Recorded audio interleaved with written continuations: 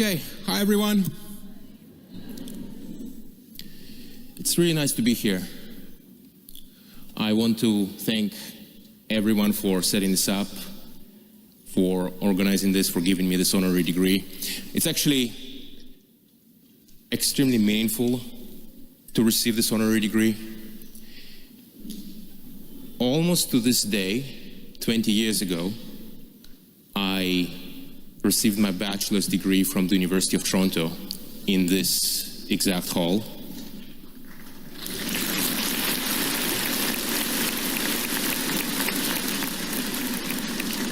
And actually at this point now I have, this would be my fourth degree from the University of Toronto. And I had a really extremely wonderful time here. I spent a total of 10 years. I did my undergrad degree and I learned a lot. And I was also a graduate student here. And it was really wonderful. I was able to go deep in my whatever I was interested in and to really become a researcher. It was really wonderful to study with Jeff Hinton. Actually, the fact that Jeff Hinton was in this university was one of my life's great strokes of luck. Wait, I thought Venmo was for paying people. Yeah, and for everything else. Everything. And I feel a lot of gratitude to the university. I feel like I couldn't have asked for a better way to, become educated, mature, become a scientist. And also at the University of Toronto, when I was a student here, we were doing the best AI research out of anywhere. It was the most revolutionary ideas, the most exciting work. And I feel very lucky that I was able to contribute to it already, in grad school as a student. But that was a long time ago. And the way I understand it, in a convocation speech, one is supposed to provide sagacious advice, and I'll do a little bit of that, but only a bit, because this speech will be a little bit different.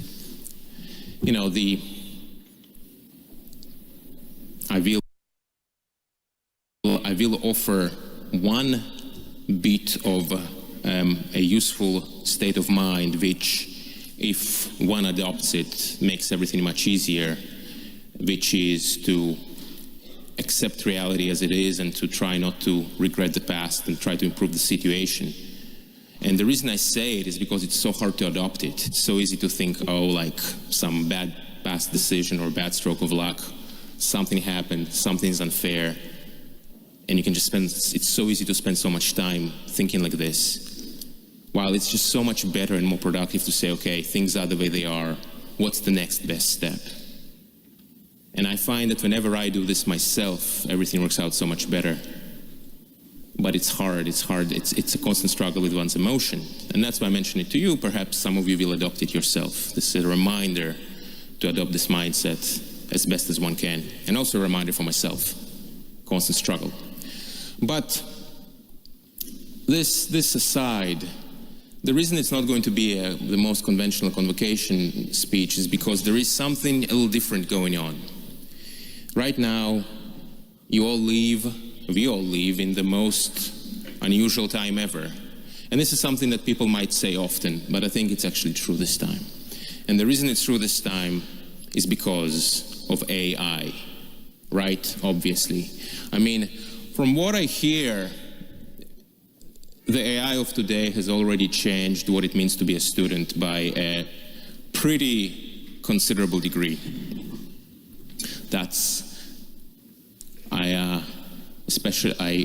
what I sense, and I think it's true. But of course, the impact of AI goes beyond that. What happens to the kind of work we do? Well, it's starting to change a little bit in some unknown and unpredictable ways. And some work may feel it sooner, some work might feel it later. With today's AI, you can go on Twitter and you can look at what AI can do and what people say. And you might feel a little bit of that. You wonder, hey, which skills are useful, which ones will be less useful. So you got these questions going on. And so you can say that the current level of challenge is how will it affect work and our careers. But the real challenge with AI is that it's really unprecedented and really extreme, and it's going to be very different in the future compared to the way it is today.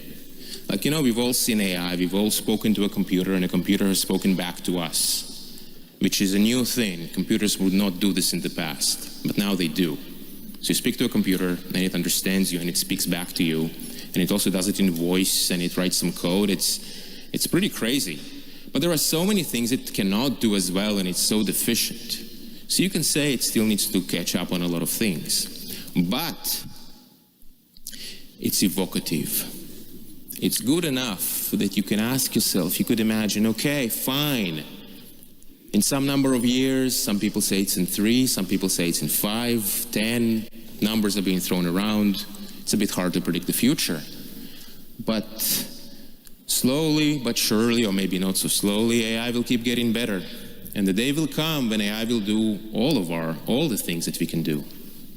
Not just some of them, but all of them. Anything which I can learn, anything which any one of you can learn, the AI could do as well. How do we know this, by the way? How can I be so sure? How can I be so sure of that? The reason is that all of us have a brain, and the brain is a biological computer. That's why. We have a brain, the brain is a biological computer. So why can't a digital computer, a digital brain, do the same things? This is the one-sentence summary for why AI will be able to do all those things. Because we have a brain, and the brain is a biological computer. And so you can start asking yourselves, what's going to happen? What's going to happen when computers can do all of our jobs, right? Those are really big questions. Those are dramatic questions. And right now, like, you start thinking about it a little bit, you go, gosh, that's a little intense. But it's actually only part of the intensity. Because what's going to happen?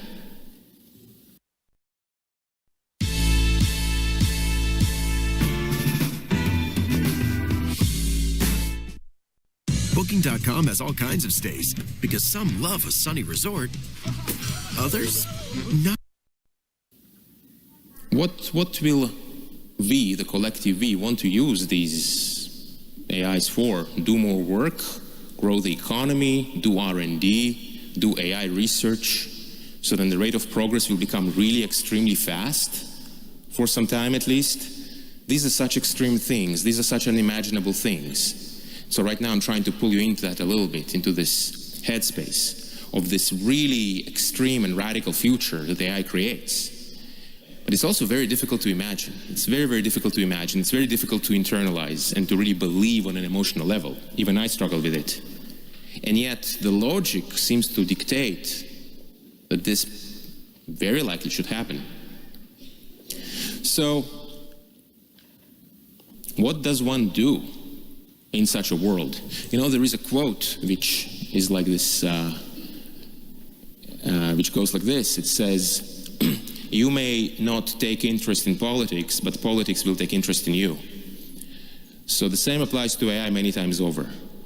And in particular, I think that by simply using AI and looking at what the best AI of today can do, you get an intuition. You get an intuition. And as AI continues to improve in 1 year, in 2 years, in 3 years, the intuition will become stronger. And a lot of the things that we are talking about now, they will become much more real. They'll become less imaginary. In the end of the day, no amount of essays and explanations can compete with what we see with our own senses, with our own 2 eyes. And especially with AI, the very smart, super intelligent AI of the future, there will be very profound issues about making sure that they say what they say and not pretend to be something else. And I'm really condensing a lot into a small amount of information here, in time here. But overall, by simply looking at what AI can do, not ignoring it, when the time comes, that will generate the energy that's required to overcome the huge challenge that AI will pose. And the challenge that AI poses, in some sense, is the greatest challenge of humanity ever. And overcoming it will also bring the greatest reward.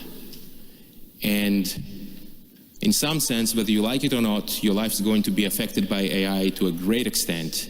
And so looking at it, paying attention, and then generating the energy to solve the problems that will come up, that's going to be the main thing. And I'll stop here. Thank you so much.